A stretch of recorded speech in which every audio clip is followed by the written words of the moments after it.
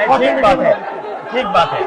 मैं समझता हूँ कि जब माइक खराब हो गया, हम दोनों बात करेंगे, वो रिकॉर्ड होकर के जाएगी तो लोग बेहतर और अच्छा समझेंगे और अच्छा रिजल्ट आएगा। और क्योंकि सोशल मीडिया से वेल कनेक्टेड है तो सब लोगों को जानकारी मिल जाएगी कि हम और आप क्या बोल रहे हैं। यूपी जो 80 सीटें दे रहा है, इसमें 79 सीटें समाजवादी पार्टी, कांग्रेस, इंडिया गठबंधन जीत रहा है। एक जो क्यूटो है उसमें हम और आप लड़ाई में हैं। और इस बार क्यूटो नाम कैसे जापान वाला ही है ये क्यूटो, क्योंकि जो प्रधान सांसद हैं उन्हें सपना दिखाया था काशी के लोगों को कि दुनिया की सबसे बेहतर सिटी बनेगी क्यूटो।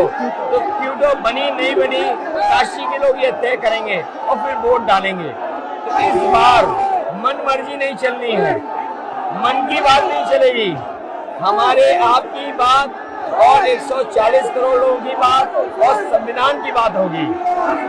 और आपने देखा, हम सब ने देखा कि यूपी को नरेंद्र मोदी जी ने बेरोजगारी का सेंटर बना दिया और इतनी बेरोजगारी की है। ये जितने बच्चे दिखाई दे रहे हैं, ये वो लोग हैं दिखाओ जो अग्निवीर या पेपर लीक, जिसकी वजह से ये नौकरी नहीं मिली है और ये सब रोजगार नौकरी चाहते हैं। बीजेपी ने जो झूठे सपने दिखाए थे इन्वेस्टमेंट मीट के, जो झूठा सपना दिखाया था डिफेंस एक्सपो का, जो सपने बेचे थे G20 में, लेकिन इन नौजवानों को न नौकरी मिली न रोजगार मिला, आज ये खाली हाथ हैं।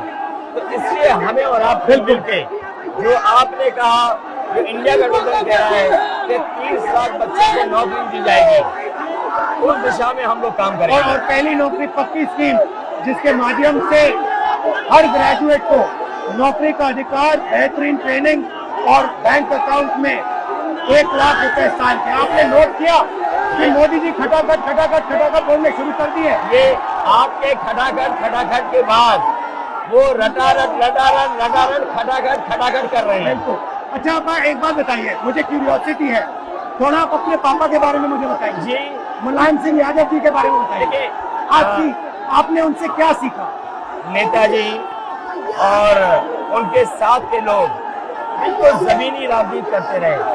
हालांकि नेताजी कुश्ती, पहलवान और गांव के थे। करते हो कुश्ती? नहीं, मैं कुश्ती नहीं कर पाया जीवन में, क्योंकि मैं मिलिट्री स्कूल में चला गया तो कुश्ती नहीं कर पाया।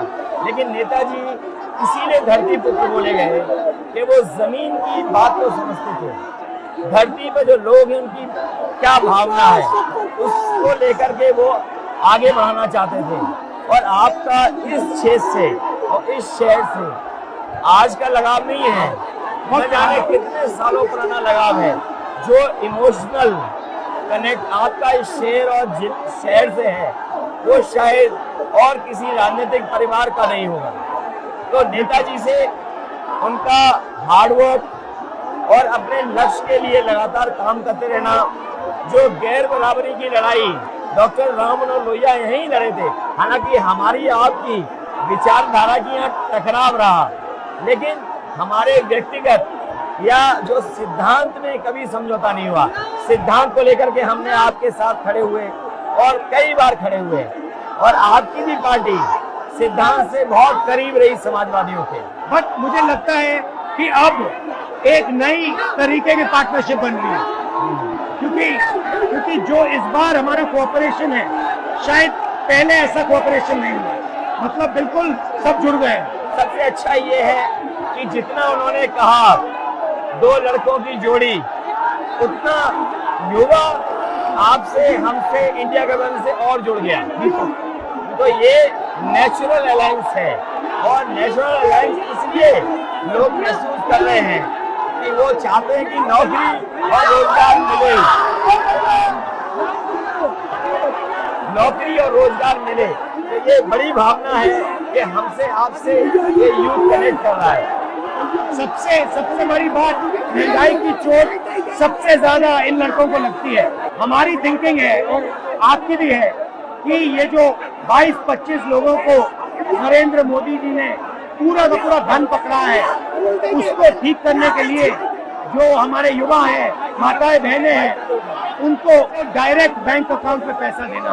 देखिए, ये जो लोगों के पास पैसा पहुंचने से जो अर्थव्यवस्था को लाभ मिलेगा, मैं समझता हूं इनका भाग्य में बनेगा और देश की अर्थव्यवस्था ही बेहतर होगी। ये जरूरी स्कीम है कि इनके अकाउंट में पैसा पहुंचे, जिससे थोड़ा बहुत जीवन स्तर इनका भी अच्छा हो। नरेंद्र मोदी जी डिबेट से क्यों डरते हैं? क्योंकि वो सच का सामना नहीं करना है ना? चाहते। पूरा उनका झूठ का गुब्बारा है। वो बीजेपी और बीजेपी के लोग मन मर्जी से चलते हैं, अपनी मर्जी से चलते हैं और उनको लगता है कि डिस्कशन की कोई जरूरत नहीं है क्योंकि वो सब कुछ जानते हैं। डेमोक्रेसी में जितना डिस्कशन होगा, जितने विचार एक दूसरे को हम सुनेंगे और एक दूसरे पे भरोसा करेंगे, उतना हमारा लोकतंत्र मजबूत होगा। ये बीजेपी के लोगों ने न केवल हमारी जान को खतरा पैदा किया है, बल्कि लोकतंत्र को भी और संविधान को भी खतरा पैदा कर रहे हैं।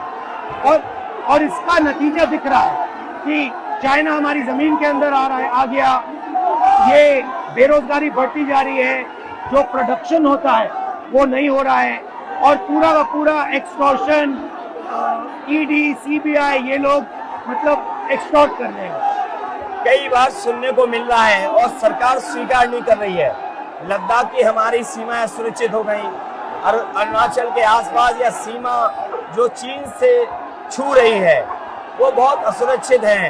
तो चीन से जहां हमारा सीमाओं का खतरा है, वहीं चीन से हमारे बाजार को भी खतरा है।